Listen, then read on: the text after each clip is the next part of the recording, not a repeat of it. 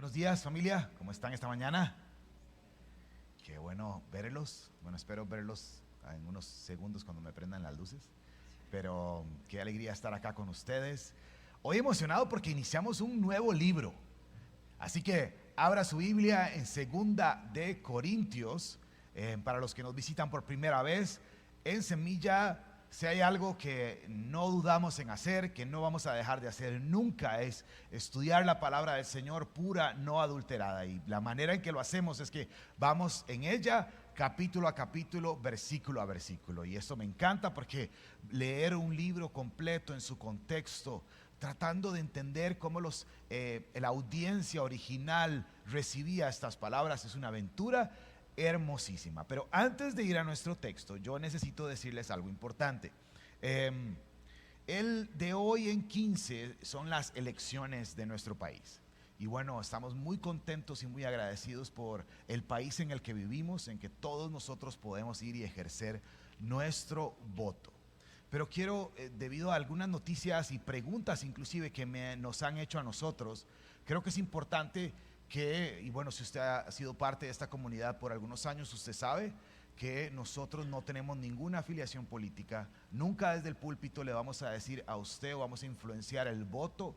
Usted lo que tiene que hacer es orar, tiene que investigar, preguntar, leer, por favor lea, muy importante, y tomar la decisión de ir a las urnas de hoy en 15 y votar por su candidato, el candidato de su preferencia.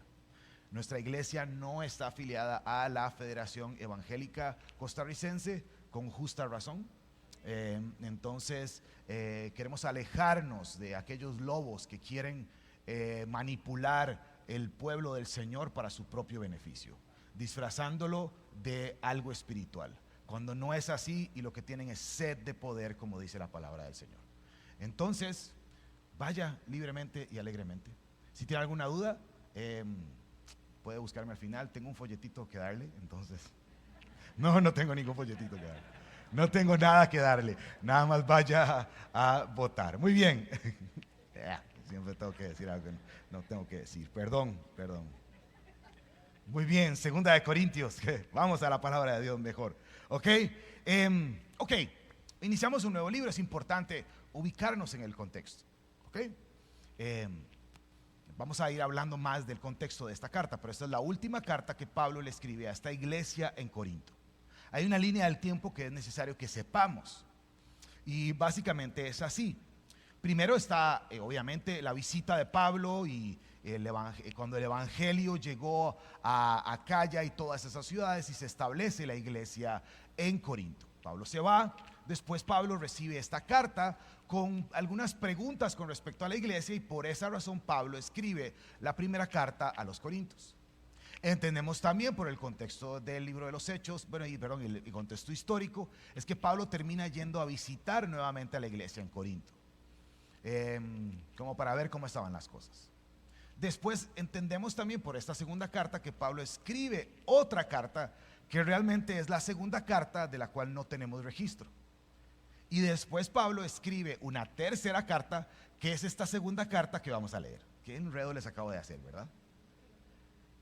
Lo que digo es que esta es la última carta que Pablo le escribe a la iglesia en Corinto. Y note esto, un proceso importante. Una carta correctiva. Esta primera carta es muy correctiva, como ya la leímos.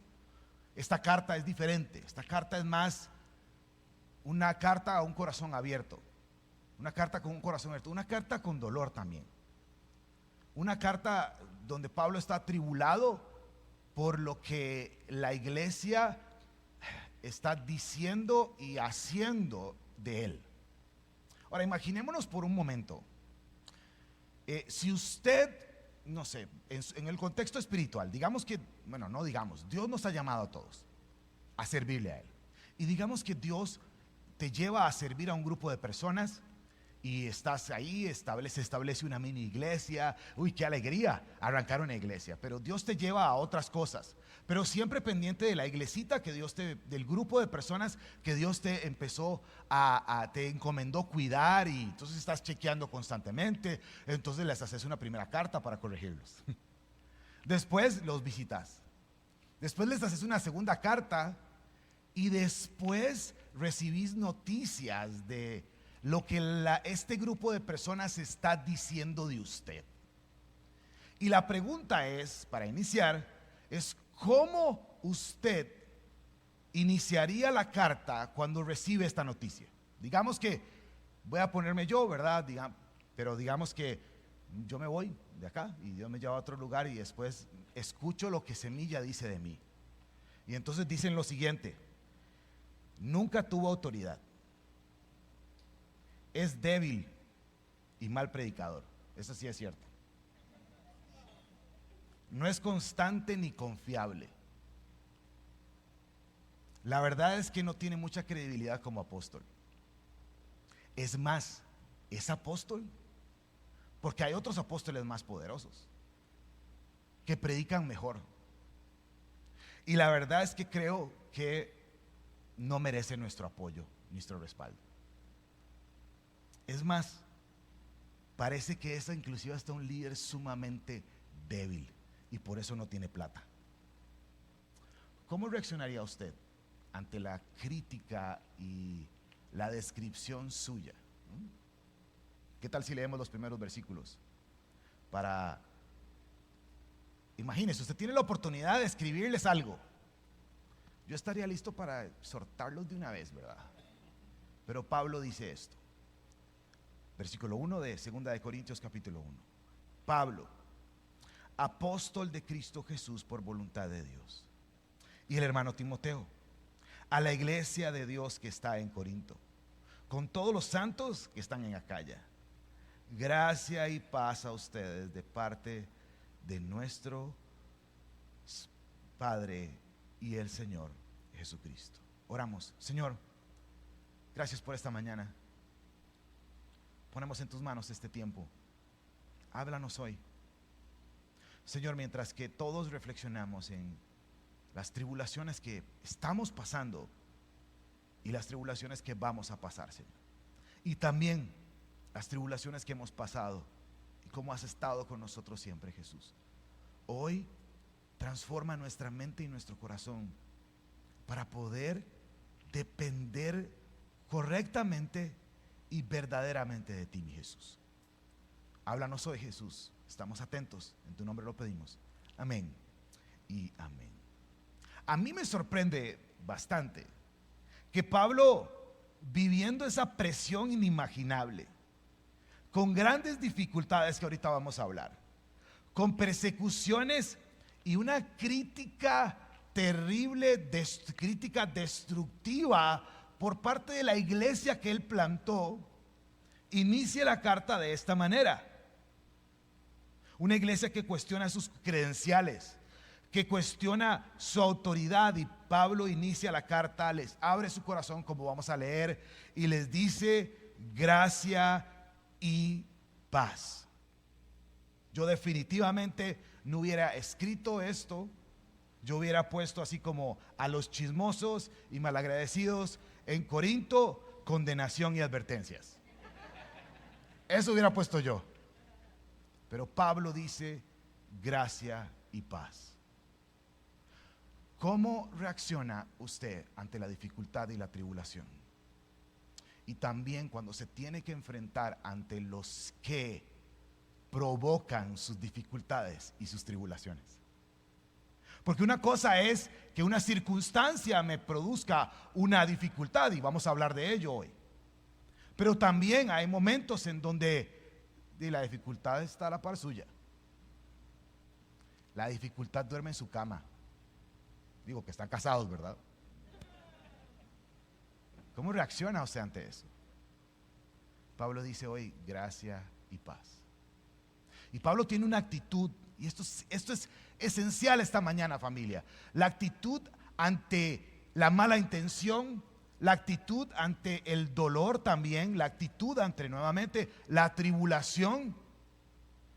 Hay una historia en Samuel capítulo 19, primera de Samuel capítulo 19, que relata cuando el David, que no era rey en ese momento, le servía al rey Saúl. Y bueno, Saúl estaba atribulado, Saúl estaba inclusive volviéndose loco, había un espíritu que lo perseguía y solamente la música que David tocaba le permitía a Saúl calmar su corazón. Pero resulta que Saúl ya estaba vuelto loco y estaba David ministrándole por medio de la música, y Saúl, en un ataque de ira, enojado porque sabía que David iba a ser el nuevo rey de Israel, agarra una lanza y se la manda. ¡Pum! Y bueno, David, con reflejos así de esos tipo Spider-Man, se quita la lanza. ¡Pum! Se quita el leñazo. Y bueno, uno dice, una vez.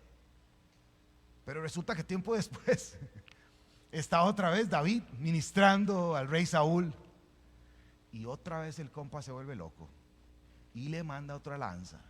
¿Y David qué hace? ¡Pum! Esquiva el ataque. Y sucede una tercera vez, donde David estaba ministrando al rey Saúl y ¡pum! Otra lanza. Es decir, no sé ¿cuántas hubiéramos aguantado nosotros? Y agarramos esa lanza y se la zampamos. Es más adelante en la historia de todo esto hay una guerra. En un momento Saúl viene a una cueva sin darse cuenta que, como para, bueno, dice, iba a ir a hacer sus necesidades. Saúl, ¿verdad? El hombre iba ahí a hacer sus necesidades, y resulta que ahí está el ejército de David. Con David, y el ejército se vuelve donde David le dice, lo tenemos. Lo vamos a agarrar así literalmente sentado en el trono. Y entonces David dice, no voy a tocar al ungido de Dios. Saúl era el causante de las dificultades de David, y David lo que hizo ante los ataques, confiando en Dios, es esquivarse el ataque y no atacar de vuelta. Pablo nos enseña hoy eso. Pablo dice, gracia y paz. No voy a devolver el ataque, voy a dar gracia y paz. Y es más, esta gracia y esta paz va a hacer que nos una y que compartamos juntos la consolación que Dios nos da. 3 pensamientos breves, eso espero.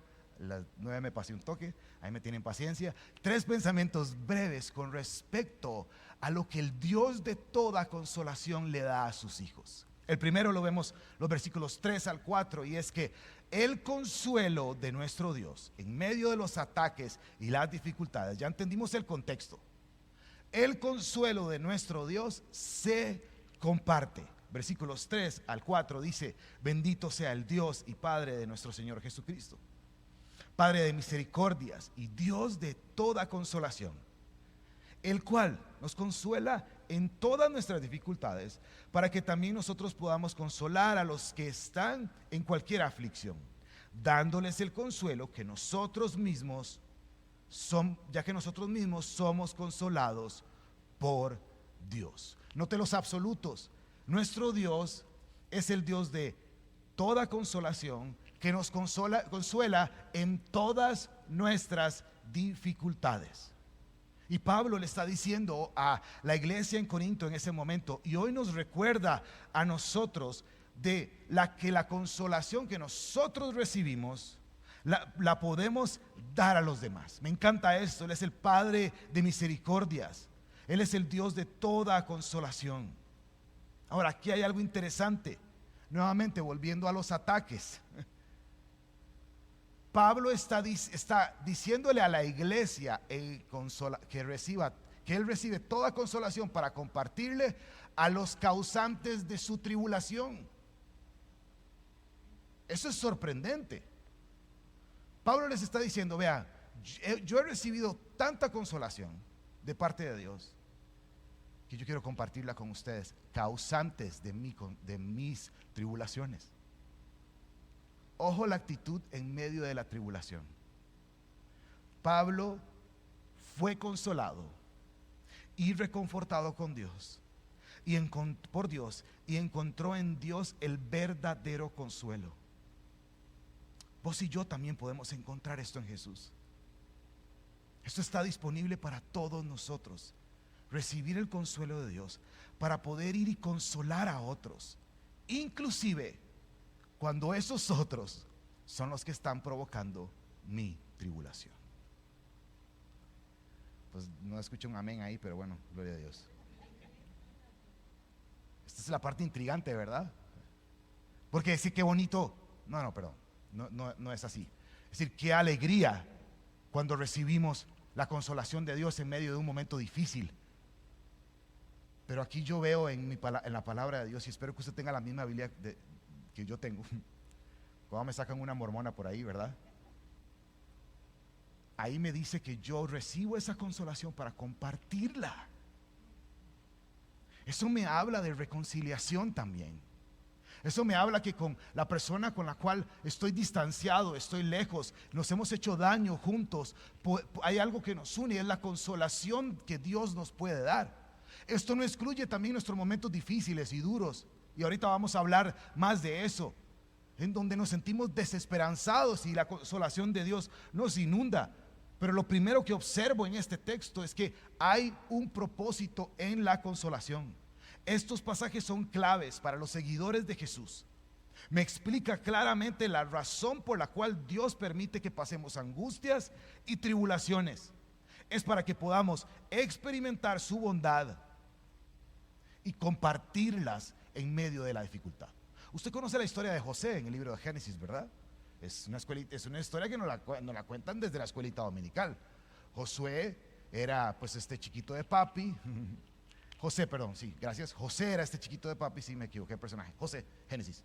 Y pues de ahí tiene estos 11 hermanos, uno le cae bien, los demás no lo soportan.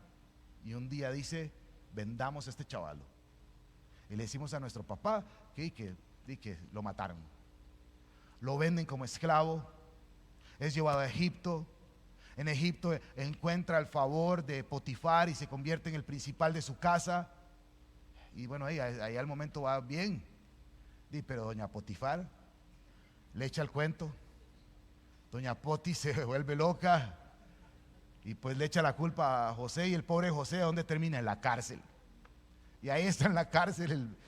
Y no estamos hablando de 15 días en la cárcel, no, 3, 4 años en la cárcel. Después él ahí empieza a servir a Dios también. Él interpreta sueños. El copero del rey le interpreta uno, al panadero otro. Y pues cuando, no me acuerdo cuál de los dos era el que sonaba, pero alguno de esos dos suena, y pues le dice al que queda vivo, vaya y dígale al rey a que yo fuera. Y si el mueve se olvida. Después el rey el faraón tiene un sueño y se acuerdan de José. Entonces lo llaman. José interpreta el sueño. Y bueno, termina siendo el segundo más importante en todo Egipto. Ahora, si usted vuelve a leer todas esas historias, usted va a notar una frase constante que se repite. Mientras que era esclavo, el Señor estaba con José. Cuando estuvo volando en la casa de don Potifar, el Señor estaba con José. Cuando estaba en la cárcel, el Señor estaba con José. Cuando estaba gobernando en Egipto, el Señor estaba con José. Y llega el momento donde los hermanillos vuelven, porque necesitan ayuda. Y entonces José se frota las manos y dice, ahora sí, a estos sí me los sueno.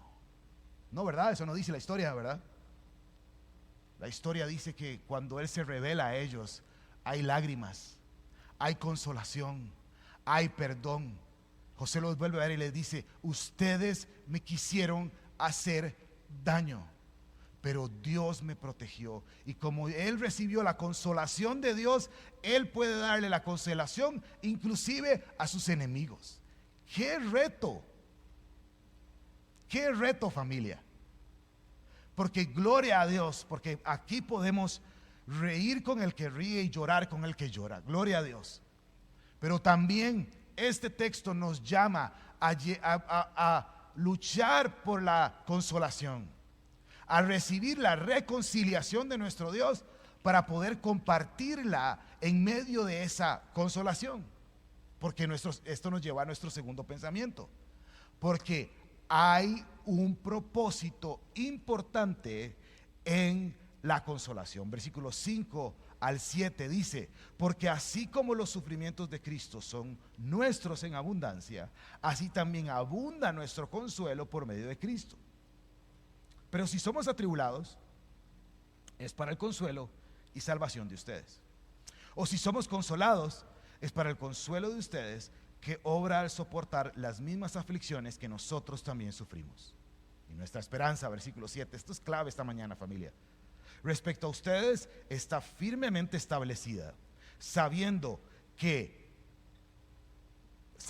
como son copartícipes de los sufrimientos, así también lo son de la consolación. Ok, Pablo, apóstol, hoy está diciéndole a la iglesia que lo ha criticado y causante de sus tribulaciones, le está diciendo: hey, lo que me ha pasado a mí ha sido de beneficio para ustedes. Y dice: y lo que le va a pasar a ustedes en el futuro también significa que vamos a ser consolados juntos. Ahora, tomemos un momento, pensemos un momento en esto. Pablo aquí primeramente no está hablando de una manera romántica. No está diciendo: ay, ¿verdad? Imagínense que pasemos situaciones difíciles y qué bueno, qué bonito sería participar. No, Pablo está hablando literalmente acá. Pablo está diciendo: hey, vamos a pasar tribulaciones. Y dice que vamos a pasar dificultades no solamente hoy, sino en el futuro. Y que deberíamos de recibir la consolación pensando en que en el futuro vamos a participar de la consolación. Me explico básicamente un poquitito acá. Usted y yo, cuando vemos personas sufriendo, el ser humano tiene tendencia terrible a utilizar la lástima para reaccionar. Ay, pobrecito tal, ¿no ves que le pasó esto? Ay, qué pena con esta persona, ¿verdad? Ay, qué feo. Pero la lástima me pone en una plataforma de superioridad para decir: ay, sí, pobrecito. Y lo espiritualizamos. Yo he dicho esto varias veces: voy a estar orando por vos. No, la consolación nos pone en el mismo nivel al ser copartícipes y compartir la consolación, porque cuando mi hermano sufre, yo sé que yo en algún momento voy a sufrir. Y yo sé que también yo voy a poder pasar la misma situación que él. Él está pasando una situación económica y entonces yo, no, que baboso, que tonto. No, yo pasé situaciones económicas también. Y probablemente vamos a pasar dificultades económicas en el futuro. Entonces participamos juntos de los sufrimientos. Esto cambia totalmente las cosas. Cambia por completo. En la mañana recordaba, yo siempre he sido bien llorón. Así un llorón, pero de esos heavies. Desde pequeñito, bueno, me conocen desde pequeñito. Yo siempre estaba llorando los domingos. Ni me acuerdo por qué. El asunto es que, bueno, mis papás sabían de mi sensibilidad. Esa palabra me molestaba un toque. Es que es tan sensible. Yo quiero ser, me da cólera como, ¿verdad? Yo veía alguna situación difícil y ya empezaba a llorar, ¿verdad? Y mi papá nada más respiraba y era como: ay, bueno, papito, vamos para adelante. Pero de ahí, lo cruel en la escuela, ¿verdad? Dejé de llorar. La niña me decía eso: ay, Jimmy, bueno, me dicen Jimmy, ay, James, ¿por qué estás llorando por eso? Eso no es nada. Qué chiquito. Dejé de llorar.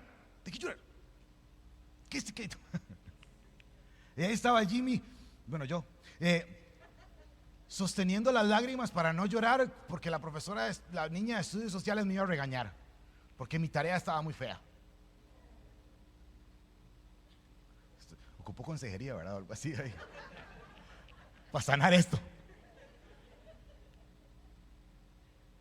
Pero usted y yo somos así. Vemos a alguien en la tribulación, nuestra primera reacción es: ay, eso no es nada. Qué delicado. ¿Y qué si usted va a pasar la misma situación en el futuro? Es más, es probablemente que usted pase situaciones similares. Y las tribulaciones que usted ha pasado, de las cuales el Señor lo ha librado, como vamos a leer ahora, sirven para que usted pueda relacionarse con las personas de manera correcta en medio de sus tribulaciones y participar juntos. Me encanta esto. Vamos al versículo 7 nuevamente. Sabiendo que somos copartícipes de los sufrimientos, y así también somos copartícipes de la consolación. Esto cambia la manera de pensar del cristiano. Que cuando yo veo a mi hermano sufriendo, ok, pobrecito, ¿verdad? No, yo sufro con él. Y también sé que vamos a recibir consolación juntos. Y sé que en el futuro vamos a pasar tribulaciones. Vean, Jesús dijo algo que a algunas iglesias no les gusta repetir. Jesús dijo que en este mundo vamos a tener aflicción. Pero Jesús dice: no se atribule su corazón, porque ¿quién ha vencido al mundo? Él ha vencido al mundo, no yo. Él ha vencido al mundo. Entonces, familia, usted y yo podemos encontrar el propósito en medio de la tribulación. Que nuestra mente, que nuestro corazón estén atentos, sabiendo que vamos a ser copartícipes de sufrimiento. Yo le quiero decir, el sufrimiento va a venir. Vivimos en un mundo caído, pero vamos a participar juntos del sufrimiento. Pero por supuesto también vamos a ser copartícipes de esa consolación. Y eso me lleva a mi tercer pensamiento esta mañana, y es: el consuelo que recibimos de Dios produce esperanza. Vamos a los versículos del 8 al 11. Dice así: porque no queremos que ignoren, hermanos, acerca de nuestra aflicción sufrida en Asia. Entonces, nuevamente, Pablo está abriendo su corazón. Esta es una carta a corazón abierto. Y les dice: hey, familia, yo sufrí unas aflicciones en Asia. Y ahorita la va a describir. Eso está para sus notas. Eso está en Hechos capítulo 19, donde Pablo es expulsado de diferentes lugares. Él, predicando el evangelio, le mató el negocio a un platero que creaba imágenes de ídolos. Todos empezaron a quemar las imágenes. Entonces se vinieron contra Pablo, contra sus discípulos. Pablo quería defenderse, pero lo sacaron ahí a rastras, a él y a Gallo y a otros que andaban con él. Y iba a ser un chiste de que se creía muy gallo, pero no, en fin. Ese es un chiste tipo Vero, perdón. Y lo sacan, y lo sacan. Y Pablo empieza con una tribulación terrible. Es más, aquí la describe. Ojo, dice: porque fuimos abrumados en sobremanera, más allá de nuestras fuerzas, de modo que hasta perdimos la esperanza de salir con vida. Estas son palabras fuertes. Pablo no está diciendo aquí nuevamente de una manera romántica: vieras qué duro estuvo. Ay, no, casi. No, Pablo está diciendo acá: hey, llegó un momento en que yo pensé que no iba a vivir, de lo abrumado que estaba esto. Veamos el versículo 9. Dice: de hecho, dentro de nosotros mismos ya teníamos sentencia de muerte. Pablo literalmente dijo acá, como decía nuestro amado Fabri: me fui en la tira. Ya, soné. Aquí me van a cortar a la mitad, y porque tampoco era como que, ¿verdad?, les hacían un toquecito ahí para dormirlos y después, no, era asesinados. Pero Pablo dice: encontré en la tribulación una razón. Ojo lo que dice la parte B del versículo 9: a fin de que no confiáramos en nosotros mismos, sino en Dios que resucita a los muertos. Por favor, marque eso en su Biblia. Pablo dice: no confiábamos en nosotros mismos, sino en Dios que resucita a los muertos. Estaba abrumado, desanimado en sobremanera, dice, pero eso me llevó a un punto en mi vida en donde dejé de confiar en mí mismo y confié en el Señor. Es decir, podríamos resumirlo acá de esta manera: llegué al límite de yo mismo. Vea, familia, pongámonos sinceros. La iglesia de las 11 es más sincera que la de las 9. Entonces sea sincero y sea sincera en su corazón. Usted y yo enfrentamos tribulaciones y utilizamos las muletillas espirituales, confiando en Dios en este proceso. Sacamos versículos de contexto también. Todo lo puedo en Cristo que me fortalece. Decimos un montón de cosas y espiritualizamos un montón de cosas, pero usted y yo tenemos la tendencia de confiar más en nuestras fuerzas que en la provisión del Señor. Porque pensamos que yo tengo que hacer algo, yo tengo que hacerlo, yo tengo que salir de aquí, yo voy a salir de aquí, yo voy a lograrlo. Y llega un momento en que la fuerza humana no es suficiente. Nuestros hermanos y nuestras hermanas que han pasado por momentos de enfermedad nos enseñan eso. Nos enseñan eso. Porque llega un momento en que nosotros mismos tenemos un límite. Hay un límite del nosotros, del yo hago, yo tengo el control, yo lo soluciono. Yo hoy quiero contarles, yo soy esa persona. Yo soy la persona que se lleva al límite. Almorcé con mi mejor amigo esta semana y le conté algunas situaciones que viví el año pasado que me afectaron mucho. Y él me decía: yo sé tu diagnóstico, James. Es que usted es super James. Usted cree que usted puede solucionar.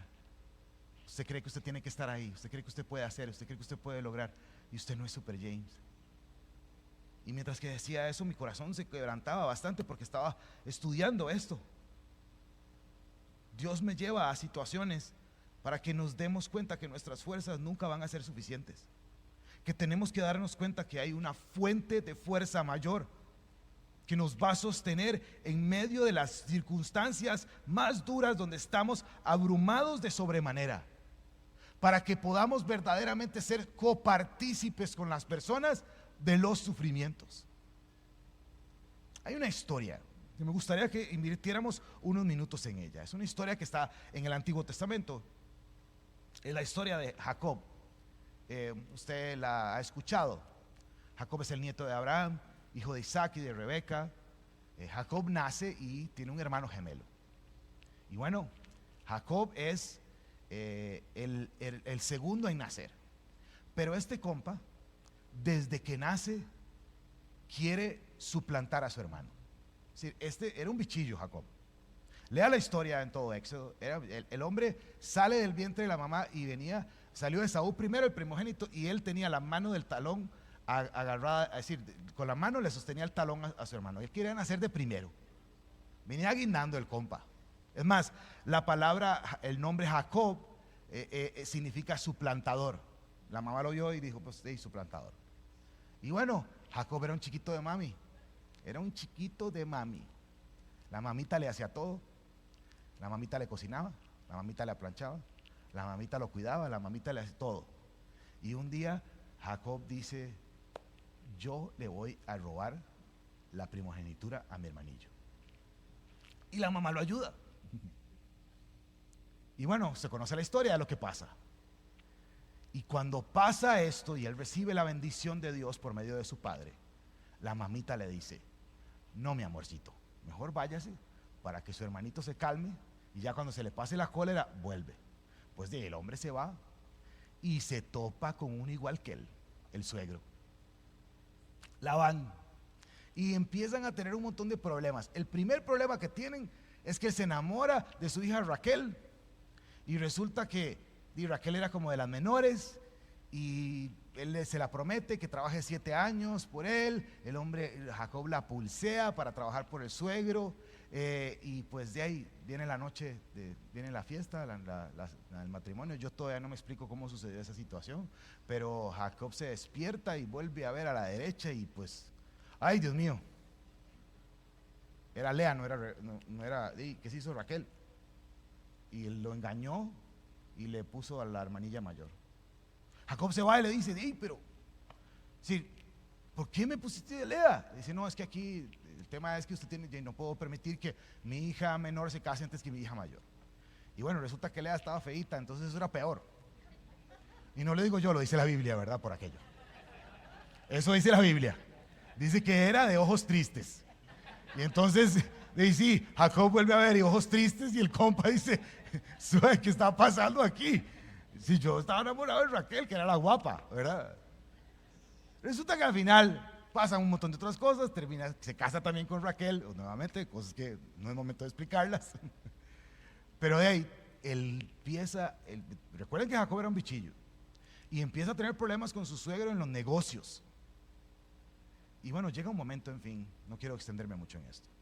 Llega un momento, en fin, en que literalmente Jacob huye de Labán. Ya Jacob había hecho su dinero, había prosperado, huye de Labán. Note diferentes circunstancias fuertes. Labán manda por él, hay también conflicto. Y bueno, Jacob vuelve con su familia años después a la tierra donde estaba su hermano. Y entonces resulta que escucha que lo está esperando un comité de bienvenida. Y Jacob dice, qué lindo, me está esperando un comité de bienvenida. ¿Quiénes son? Y le dicen, 400 hombres y su hermanillo. Y dice que Jacob se llenó de temor. Preparó todo, acomodó a sus familias de manera que pudieran sobrevivir. Si esos 400 hombres sobreviviera un grupo, de manera de que si eran atacados por Esaú.